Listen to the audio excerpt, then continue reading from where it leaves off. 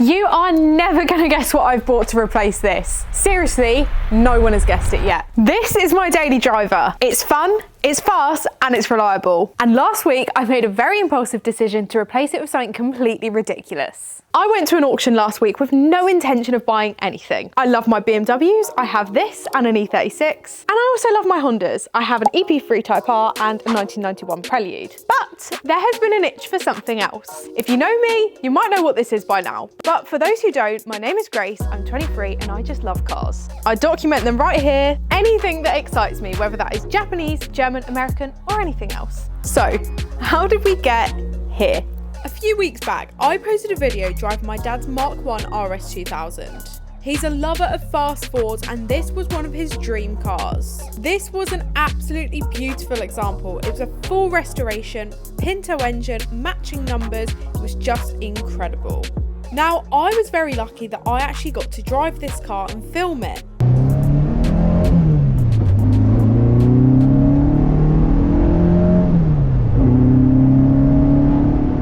From this video, we actually ended up finding 3 of the original owners of this car. The response to the video was absolutely incredible, but it was never the plan for it to stay, much to my sadness. So Harry came and collected the car and it was off to Wheeler Dealer Live at Bicester Motion. So I decided to go down with my dad just to give him that extra little bit of support, and the car did end up selling. We decided to register to bid just in case, and I am glad we did, but first I have got to give you some context of why I bought this car.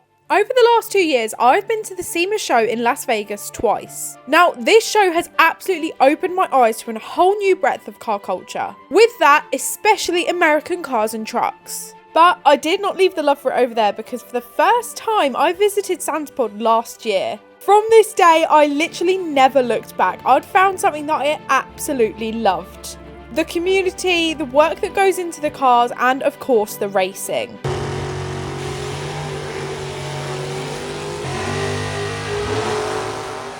From this, I became a frequent visitor last year. I even did the Santapod Street Weekend. Now, it was only a matter of time before I wanted something American myself. It did feel a little bit out of reach. Being in the UK, it's not a massive scene for it out here. But I truly believe American cars need a little bit more love in the UK, so here we are.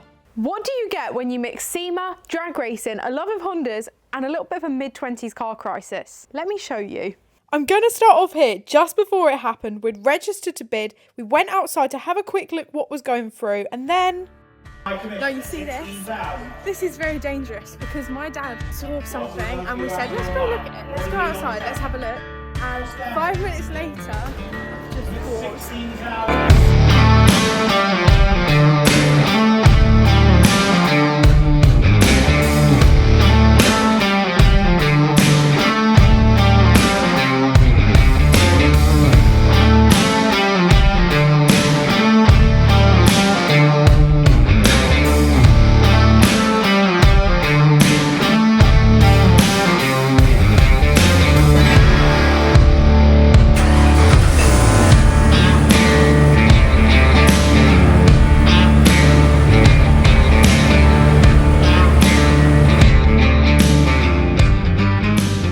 Say hello to my 1996 Ford F250 XL long bed.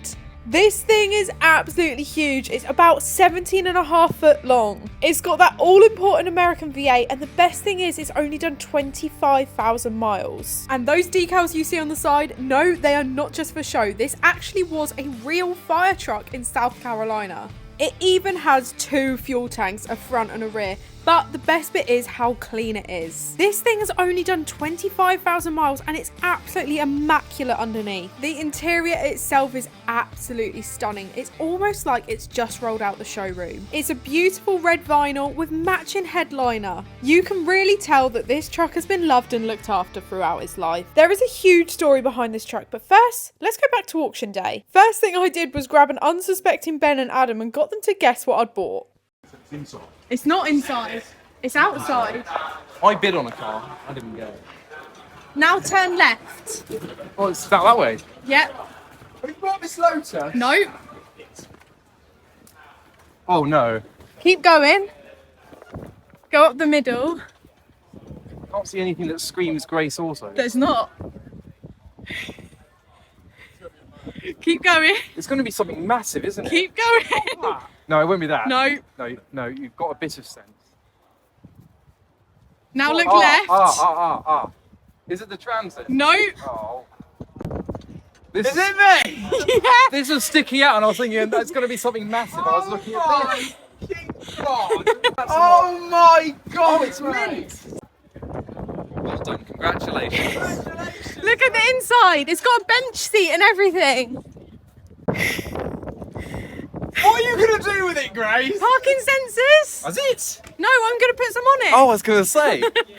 So yeah, this thing is absolutely huge. We'd gone to the auction, I had absolutely no intention of buying anything, but I had talked about buying an American truck for quite a few months. I kind of had my eyes set on a Chevy C10. I was thinking they're probably small enough to daily them in the UK, which is the complete opposite kind of truck to this. They're short, they're compact, they're very boxy, and they are that bit older as well. But when I saw this, I just fell in love with it. I was literally glowing with happiness. But when I say this is big, it is absolutely obscenely huge. It's 17.5 foot long. Bearing in mind, I'm 5'3". What could possibly go wrong? I don't know, but I am honestly absolutely in love with it. Now, there was something I didn't consider when I said yes at the auction, because it didn't really cross my mind that I'd have to insure this thing. There are quite a few factors against it. Bearing in mind, it's American, so it's an import. It's left-hand drive. It's a V8. I'm under 25. And it's an older vehicle. So you can imagine my stress when I started calling around insurance companies on the Monday after I bought it. And people were telling me, no, we can't insure you. You need 12 months driving experience with left-hand drive cars. No, we can't insure you because you're under 25. No, we can't insure you because it's too old. I started to panic a little bit. I went through so many insurance companies, but there was one that was able to insure me. And they are absolutely renowned for being able to cover stuff like this. Anything modified, German, Japanese, specialist insurance, classic car cover, cover for young people. They are the go-to. And that is Adrian Flux. So I just want to give them a huge shout out because they made this process so much easier. We'd sorted the policy within half an hour on the phone. Adrian Flux insure thousands of people in the UK and they insure you too. Plus, if you are learning to drive, they can cover you on your parents' car for as little as 65p a day. It is so important to have the right insurance for your car, especially when it's something weird and wonderful like this. I can understand these probably aren't easy things to insure, but it is accessible for people to do it in the UK. So whatever type of car you have, Adrian Flux are great for young drivers, modified cars, classic cars, imports. So if you've ever struggled to insure a car or you've got something a little bit different, I'd definitely go and check them out. So check the link in the description or give them a call and tell them Grace Autos has sent you. But now it's insured, we can get in and drive it. So that's what we're going to go and do now. So the red fire truck would not be complete without matching interior. So it has got a red vinyl 3-seat bench seat, including a matching red headliner, and all the dash is also red. So everything in here matches. You've got a switch down here for which fuel tank you're using, which is mildly concerning. It's got a factory radio in here, and you know me, I am one for clicky buttons that you know what you are doing. It's even got aircon, which is incredible. So yeah, it's a lovely place to be in here, but it is time that we go and get our first tanks of petrol. So wish me luck, because this is my first proper drive of it on the road. Okay, so this is actually the first time I'm driving the truck on the road. I had the first drive of it when I was at the auction, but this is actually the first time I've driven it on the road. So completely different. There is a handbrake that you use with your foot, which is absolutely awesome. So you have to put your foot on and pull a little lever down here which releases it to stop it from bringing up. So that's super cool. But now let's start up that lovely V8. Doesn't she sound lovely? Okay, wish me luck guys, because this is a little bit scary. Biggest thing I've ever driven in my life, and it's left-hand drive. So let's see how this goes. Click, click, drive. Okay, let's go. Minding the Lambo that is literally parked next to me, that's slightly scary. Okay, this is weird. This feels extremely odd. I've got to remember to stick to the curb rather than stick to the middle of the road. Okay, we're doing it. We're driving. Oh my God, I'm driving an almost 18-foot truck. This is absolutely insane. What am I doing in my life? Oh, she sounds so good. Okay. Petrol station, that is our first stop. First stop is petrol station. The little kid just goes, that's a nice truck, and then the other one goes, yeah, it's nice. Let's swing it around that way. I think I'm gonna need this quite often. So let's see how much it costs to fill up the first time. Okay, so that is our first time filled up.